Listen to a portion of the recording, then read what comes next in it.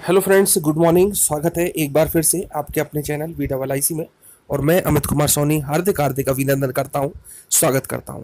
दोस्तों, चैनल पर नए हैं और अभी तक सब्सक्राइब नहीं किया है तो चैनल को सबसे पहले तो सब्सक्राइब कर लें, बेल आइकन पर भी प्रेस कर दें, शेयर करें वीडियो को और पसंद आता है तो लाइक करें। दोस्तों, आज हम बात करने वाले हैं आरक्षण से संबंधित मुद्दे पर।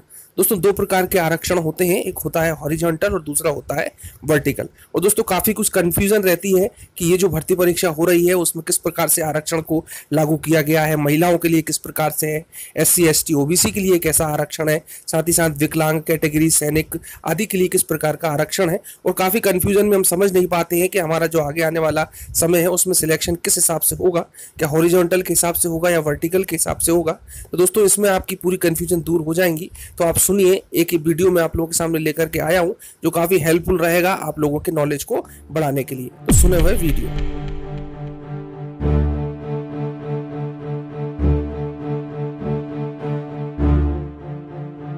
Hello everyone, how are you all? कैसे हैं आप सब?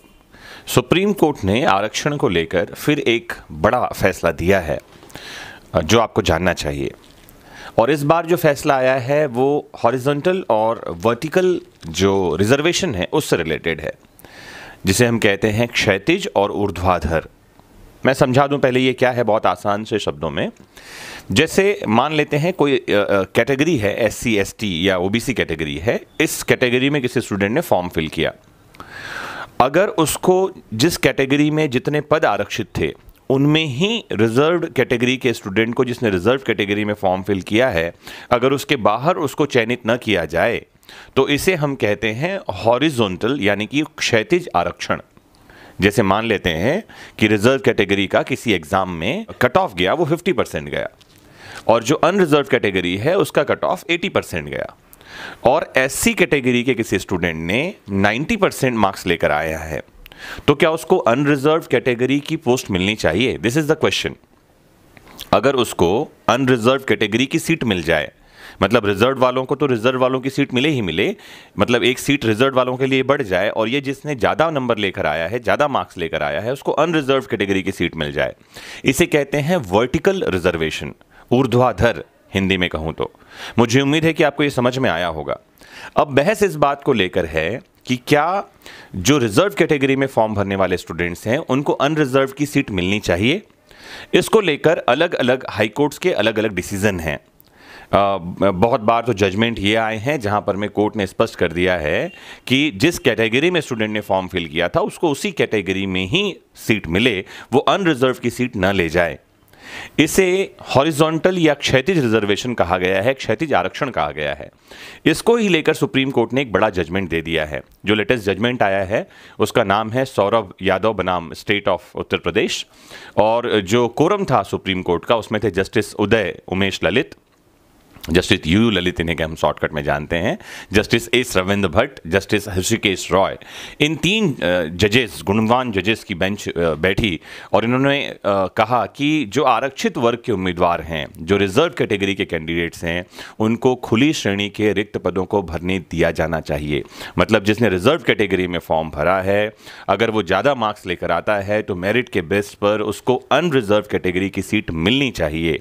मतलब ये कि सुप्रीम कोर्ट ने वर्टिकल रिजर्वेशन की थियरी जो है उसको यहां पर मैं जस्टिफाई किया है, उसको पुख्ता किया है, उसको मान्यता प्रदान करी है। Justice U Lalit, S Ravindra Bhatt और ऋषिकेश रॉय की पीठ ने कहा कि आरक्षण से रिक्तियों को भरने में इस सिद्धांत का पालन किया जाना चाहिए। कोर्ट ने कुछ हाई कोर्ट्स के दृष्टिकोणों का स्वीकार किया कि क्षैतिज आरक्षण को प्रभावित करने के लिए उम्मीदवारों को समायोजित करने के लिए हर चरण में आरक्षित श्रेणियों के उम्मीदवारों से संबंधित जो हॉरिजॉन्टल रिजर्वेशन है, ऊर्ध्वाधर आरक्षण है, इसके तहत उन्हीं की श्रेणी में उन्हें समायोजित किया जाना चाहिए, न कि खुली या सामान्य श्रेणियों की सीट उन्हें दे दी जानी चाहिए। कोर्ट ने जो है इस थियरी को अमान्य किया। यह मामला जो यूपी में जो है पुलिस कांस्टेबल के लिए 41,000 पदों को भरने के लिए जो नई चयन प्रक्रिया है उससे संबंधित था। सोनम तोमर और सुश्री रीता रानी, ये जो है OBC और SC के उम्मीदवार थे जिन्होंने चयन प्रक्रिया में भाग लिया था, एग्जाम दिया था, और सामान्य श्रेणी की महिला उम्मीदवारों के रिक्त पदों पर उनके दावों पर विचार न करने से वो व्यथित थे और उन्होंने अदालत का दरवाज़ा खटखटाया। उनको ये कहा गया कि आपको रिजर्व्ड कैटेगरी में फॉर्म फिल किया है तो आपको रिजर्व कैटेगरी की सीट ही मिलेगी, जबकि उनके मार्क्स जो कट ऑफ मार्क्स थे उससे ज़्यादा थे और अनरिजर्व कैटेगरी में वो चयन के लिए पात्र थे, तो उनको उसमें चयन नहीं मिला, उनको उनकी कैटेगरी में ही चयन मिला। इस बात से वो नाराज़ थे। सुप्रीम कोर्ट ने अपने इस जजमेंट में जो दूसरे और अन्य हाई कोर्ट्स हैं उनके पूर्व निर्णयों का उल्लेख किया जिनका संबंध हॉरिजॉन्टल और वर्टिकल रिजर्वेशन से है। बेंच ने कहा कि यह सिद्धांत किसी भी हॉरिजॉन्टल श्रेणी से संबंधित उम्मीदवार को खुली या सामान्य श्रेणी में चयनित होने का हकदार देता है और यह अच्छी तरह से तय है। यह अच्छी तरह से स्वीकार कर लिया जाना चाहिए कि यदि आरक्षित श्रेणी के अभ्यर्थी अपनी योग्यता के आधार पर चयनित होने के हकदार हैं तो उनका चयन आरक्षित वर्गों की श्रेणी में नहीं किया जा सकता, उनका चयन अनारक्षित श्रेणी में ही होना चाहिए। कोर्ट ने कहा कि राजस्थान, मुंबई, उत्तराखंड और गुजरात के हाई कोर्ट्स ने क्षैतिज आरक्षण यानी कि हॉरिजॉन्टल जो रिजर्वेशन है उससे निपटने के लिए एक ही सिद्धांत ऊर्ध्वाधर आरक्षण यानी कि वर्टिकल रिजर्वेशन को अपनाया है, जबकि इलाहाबाद और मध्य प्रदेश हाई कोर्ट्स के निर्णय इसके विपरीत हैं। जस्टिस रविंद्र भट्ट ने क्षैतिज और ऊर्ध्वाधर आरक्षण की अवधारणा को, हॉरिजॉन्टल और वर्टिकल रिजर्वेशन जिसे आप कहते हैं, समझाते हुए कहा कि महिलाओं के लिए प्रदान किया गया कोटा, साथ ही साथ स्वतंत्रता सेनानियों के आश्रितों के लिए और पूर्व सैनिकों के आश्रितों को प्रदान किया गया कोटा वर्तमान मामले में क्षैतिज के रूप में जाना जाता है यानी कि हॉरिजॉन्टल रूप में, जबकि सामाजिक समूहों SC, ST, OBC के लिए तय किया गया कोटा ऊर्ध्वाधर यानी कि वर्टिकल रिजर्वेशन के रूप में जाना जाता है। कोर्ट ने अपने जजमेंट में लिखा कि आरक्षण दोनों मतलब क्षैतिज ऊर्ध्वाधर जिसे हम हॉरिजॉन्टल और वर्टिकल कहेंगे, सार्वजनिक सेवाओं में प्रतिनिधित्व सुनिश्चित करने की एक विधि है, एक तरीका है। इन्हें कठोर स्लॉट्स के रूप में नहीं देखा जाना चाहिए। मतलब ये कि ये SC कैटेगरी के लिए इतने सीट हैं तो उसमें ही चयन लेंगे, OBC के लिए इतने सीट हैं तो उनमें ही चयन लेंगे, इसको इस तरह से स्लॉट्स में नहीं बांटा जाना चाहिए। अगर मार्क्स अच्छे हैं तो मेरिट के आधार पर इन्हें अनरिजर्व कैटेगरी में ले जाना चाहिए।